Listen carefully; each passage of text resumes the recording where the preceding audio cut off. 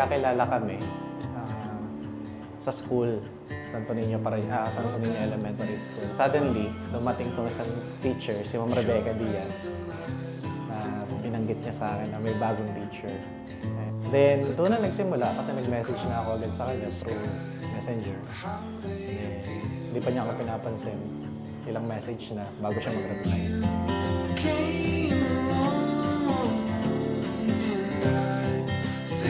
Yan.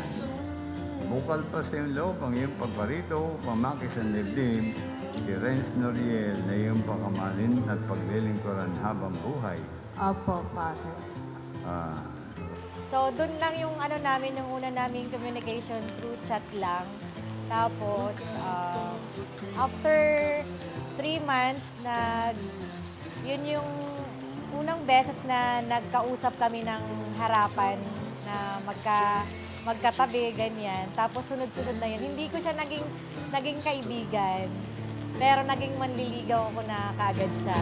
Renz Noriel, bukal ba sa iyong loob ang iyong pagparito upang makis ang dibdib, si Jerian na iyong pakamaling paglilingkuran habang buhay.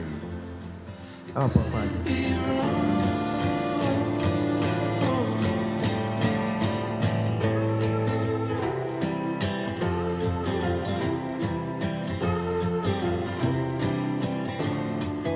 Nung pinursige ko talaga, nakilala ko naman siya.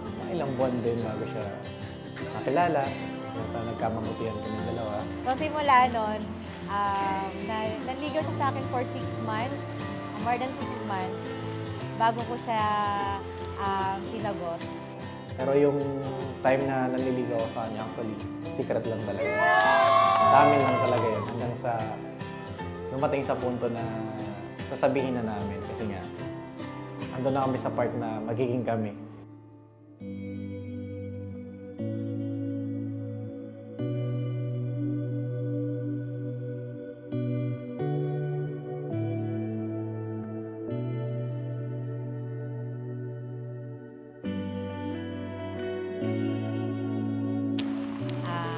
Nagpapakilig sa akin na ginagawa na lagi ni B ay lagi niya akong inaalala, iniintindi, at inaalagaan.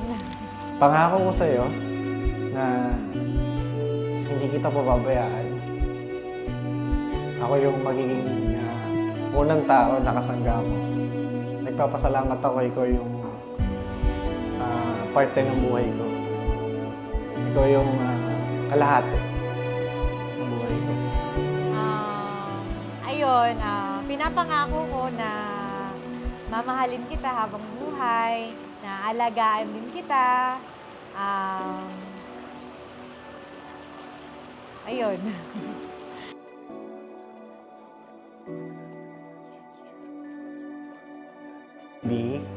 First and foremost, ilang minutes or hours na lang magiging Mrs. Yi ka na.